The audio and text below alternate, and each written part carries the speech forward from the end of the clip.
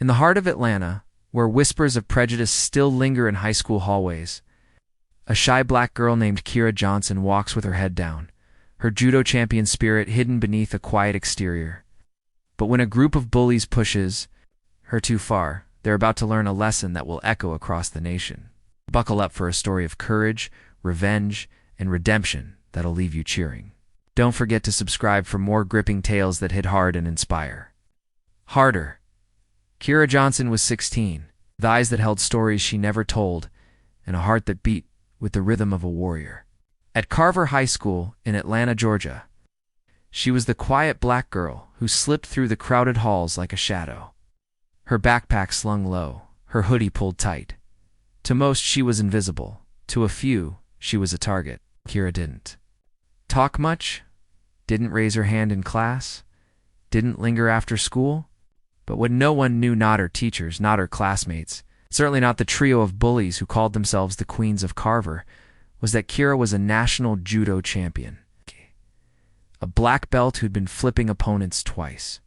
Her size, since she was 12, the Queens, Madison Reed, Chloe Bennett, and Ashley Tran ruled Carver's social scene with sharp tongues and sharper glares. Madison, with her platinum blonde hair and cheerleader swagger, was the ringleader. Chloe, her second in command, had a knack for cruel one-liners that cut like knives. Ashley, quieter, but no less vicious, filmed their antics for their growing TikTok following where they mocked anyone who didn't fit their mold of cool. Kira, with her thrift store sneakers and soft-spoken demeanor, was their favorite. Mark?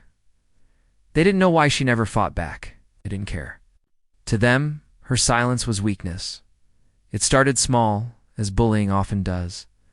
A whispered loser as Kira passed their lunch table, a fake cough that sounded suspiciously like ghetto. By sophomore year, it had escalated. Madsen would accidentally knock Kira's books to the floor in the hallway. Chloe would post thinly veiled insults on Snapchat. And Ashley's phone was always ready to capture Kira's flushed cheeks or downcast eyes. The worst came one October afternoon in the girls' locker room, where the air was thick with the scent of sweat and cheap body spray. Kira was changing after gym, her back to the room. When Madison sauntered over, "Look at her," Madison sneered, loud enough for the dozen girls in the room to hear. "Thinks she's too good to talk to us." "What's wrong, Kira? Cat got your tongue? Or is it just that you don't know how to speak proper English?" The room erupted in giggles, and Kira's hands froze on her locker. She said nothing, her jaw tight, her eyes fixed on the chipped paint inside her locker door. Chloe joined in, mimicking Kira's silence with exaggerated head bobs. Ashley's phone was out, recording her lips curled in a smirk.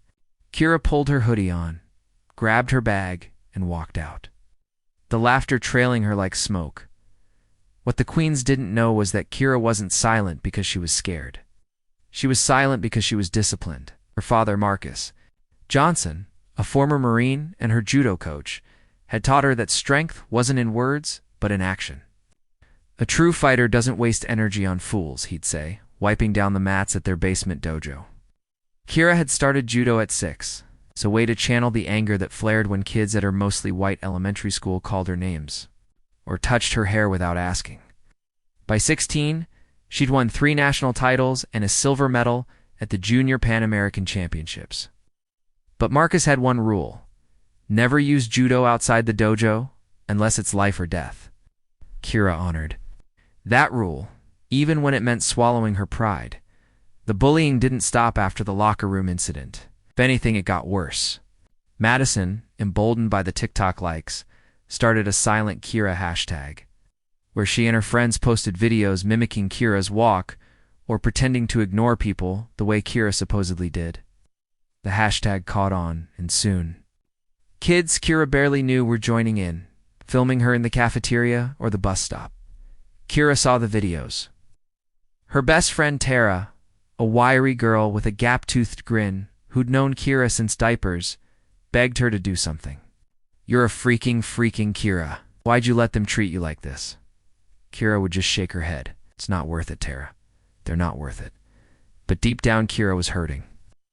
At night, she'd lie on the dojo mats, staring at the ceiling, replaying Madison's sneers, Chloe's jabs, Ashley's smirks. out. She'd grip her black belt, the one she'd earned after years of sweat and sacrifice, and wonder why she felt so powerless. Her father noticed the change: her quieter dinners, her longer training sessions. One evening, as they sparred, he pinned her gently and said, "What's eating you, Ki?" She told him everything, her voice breaking as she described the locker room, the hashtag, the laughter. Marcus listened, his face unreadable. When she finished, he said, "You don't need to fight their battles, but you do need to stand up for yourself. There's a difference." Kira didn't know how to stand up without breaking her father's rule.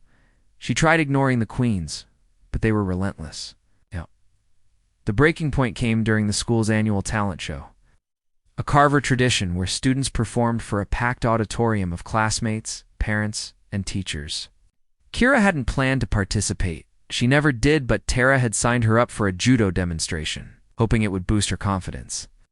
"Just show them who you are," Tara said, handing her the sign-up sheet. Kira reluctantly agreed, figuring a quick kata routine would be harmless.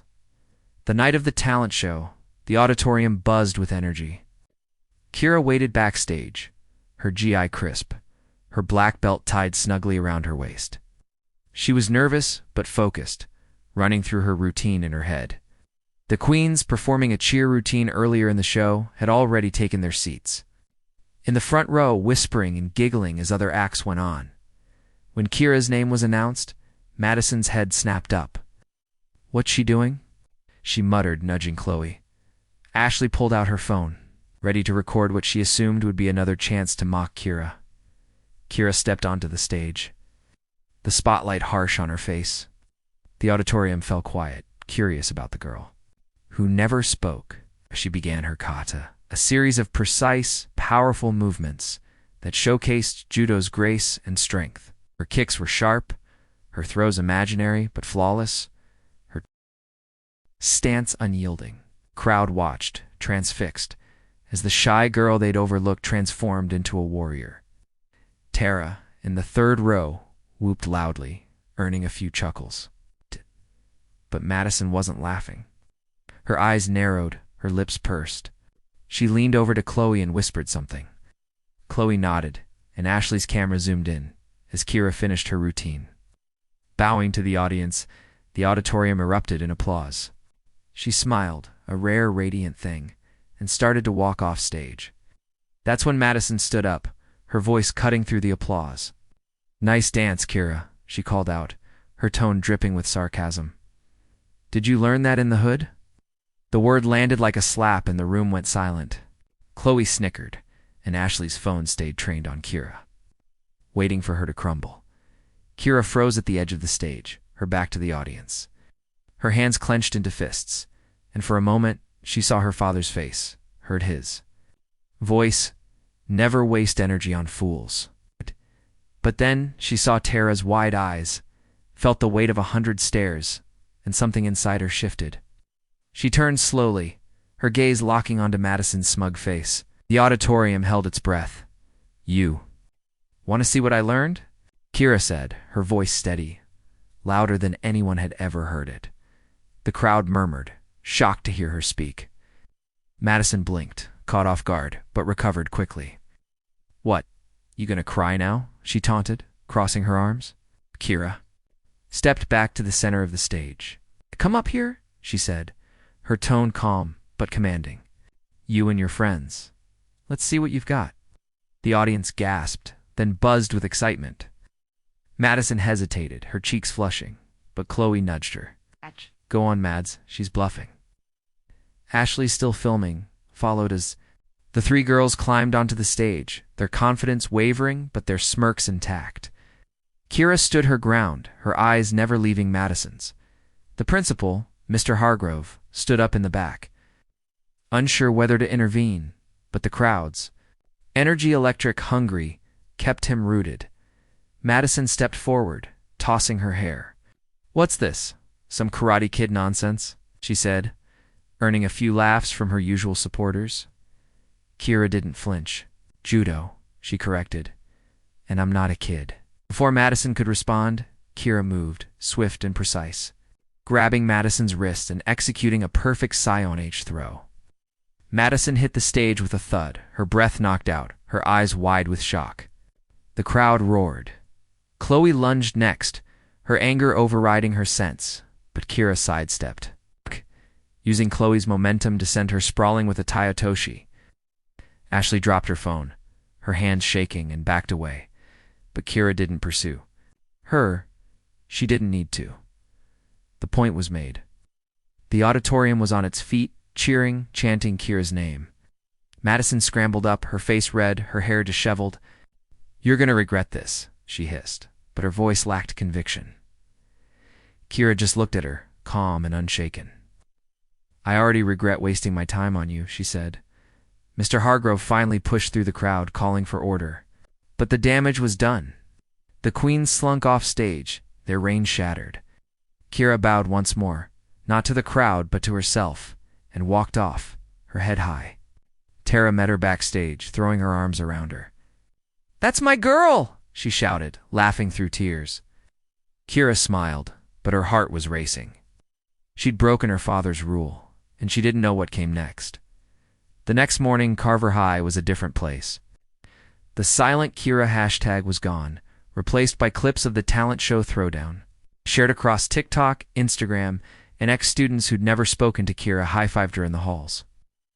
About her judo training, even Mr. Hargrove, after a stern talk about appropriate conflict resolution, admitted he was impressed. But the real twist came that afternoon. When a local news van pulled up outside the school, a reporter from WXIA, Atlanta's NBC affiliate, had seen the viral clips and wanted to interview Kira. By evening, her story was on the 6 o'clock news. Local teen and judo champion stands up to bullies in viral moment. The segment included footage of her kata, a clip of the throws blurred for privacy. In an interview where Kira spoke about judo, her love for the sport, and why she'd stayed silent for so long.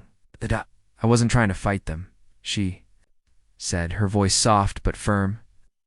"I just wanted to show them they couldn't break me." The story didn't end there. The news piece caught the eye of a sports journalist at ESPN, who dug into Kira's judo career and discovered her national titles. Within a week, Kira was featured in an ESPN E60 special segment titled "The Quiet Champion," which detailed her journey from a bullied teen to a symbol of resilience. The segment revealed another twist. Kira had been scouted by the U.S. Olympic Committee before the talent show, but had turned down a tryout because she didn't think she was special enough. Now, with the nation rallying behind her, she accepted. Training with the Olympic team for the 2028 Los Angeles Games. As for the queens, their fall was steep. Madison's TikTok account was suspended for violating community guidelines, and the cheer squad was disbanded after an investigation into their behavior. Chloe's parents transferred her to another school, unable to handle the backlash. Ashley, the quietest complicit of the three, approached Kira one day in the library, her eyes downcast. "I'm sorry," she said, her voice barely a whisper. I didn't know who you were." Kira looked at her for a long moment, then nodded. "You didn't know who you were either," she said, and walked away. Kira's life changed. But she didn't. She stayed quiet, still. Trained with her dad in the basement dojo, still wore her thrift store sneakers. But now, she carried herself with a new kind of grace, the kind that comes from knowing your worth. Her story inspired others. Kids at Carver started a judo club, and schools across Georgia adopted anti-bullying programs featuring her ESPN clip. Kira didn't seek the spotlight, but when it found her, she used it to lift others up, speaking at youth events about discipline, resilience, and the power within. One evening, she and Tara sat on the dojo roof, watching the Atlanta skyline. Tara nudged her. "You're a hero? You know that?" Kira laughed, shaking her head. "Nah, I'm just Kira." But Tara grinned, undeterred. "You're Kira Johnson, national judo champion, bully slayer, Olympic hopeful?" And for the first time, Kira didn't argue. What an incredible journey for Kira, a story that reminds us all that strength comes in many forms and that sometimes standing up for yourself can change everything. If you love this tale of courage and comeback, hit that subscribe button and join our community for more stories that inspire and ignite. Drop a comment below and let us know. Which part of this country are you watching from? Are you tuning in from New York, Texas, California, or somewhere else? See where Kira's story is resonating. Till next time, stay bold, stay true, and keep fighting the good fight.